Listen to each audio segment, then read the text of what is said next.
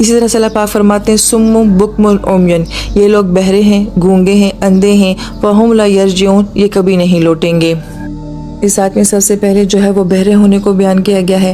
مفسر کرام یہ فرماتے ہیں کہ جب صحرا کا اندھیرا ہو اور خاموشی ہو تو خاموشی میں ایک انسان جو ہے جبکہ وہ نبینا بھی ہو تو وہ آواز بڑی جلدی پک کر لیتا ہے، یعنی کہ جو لوگ نبینا ہوتے ہیں ان کی سماعت بہت تیز ہوتی ہے۔ تو یہاں پہ یہ کہا جا رہا ہے کہ یہ ایسے نبینا ہیں کہ یہ اپنی سماعت بھی کھو بیٹھے ہیں، کہ یہ کسی قسم کی بات سن بھی نہیں سکتے۔ بکمن، اور پھر بولنے کی نفی کی گئی ہے کہ آخر اس اندھیرے میں، اس تنہائی میں، اس صحرا میں وہ بات کس سے کریں گے۔ اور پھر اس کے بعد عمجن کہا گیا ہے، تو پیچھے عمیہ کا لفظ آیا تھا کہ جس کا مطلب ہوتا ہے کہ دل کا اندھا ہونا، اور عمجن آنکھوں کا اندھا ہونا، تو گویا کہ ان کی آنکھیں جو ہیں وہ نہیں دیکھ سکتی۔ بڑی پیاری بات مفسر کرام بھی فرماتے ہیں کہ سورج کتنا ہی روشن کیوں نہ ہو، لیکن اگر انسان نابینا ہے تو کسی قسم کی روشنی اس کو کوئی فائدہ نہیں دیتی۔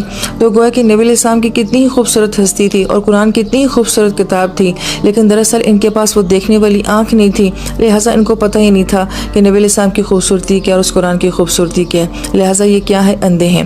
بعض مفسرین کرام یہ فرماتے ہیں کہ علم حاصل کرنے کے یا ہدایت لینے کے یہی 3 ریسورسز ہوتے ہیں، یا انسان دیکھتا ہے یا سنتا ہے یا پھر بول کے ذریعے حاصل کرتا ہے۔ تو گویا کہ ان تینوں ذرائع کی نفی ہو رہی ہے۔ جس کے پاس یہ تینوں چیزیں نہیں ہیں وہ علم کیسے لے گا، وہ ہدایت کیسے لے گا، وہ معاشرے کا ایک کارآمد فرد کیسے بنے گا۔ لا یرجعون، یہ یرجعون کا لفظ جو ہے رجع سے ہے، اور رجع کا مطلب ہوتا ہے اپنی اصل کی طرف لوٹنا، اپنی فطرت کی طرف لوٹنا۔ اور اکثر قرآن پاک میں رجع کا لفظ جو ہوتا ہے وہ موت کے لیے بھی آتا ہے، کہ جب انسان مرتا ہے تو گویا کہ وہ اپنی اصل کی طرف لوٹ جاتا ہے۔ یہاں پہ یہ کہا جا رہا ہے کہ یہ کبھی اپنی فطرت کی طرف نہیں لوٹیں گے، اپنی دل کی آواز کی طرف یہ کبھی بھی نہیں لوٹیں گے، کیونکہ اس کے لیے قرآن کو فالو کرنا ضروری ہوتا ہے۔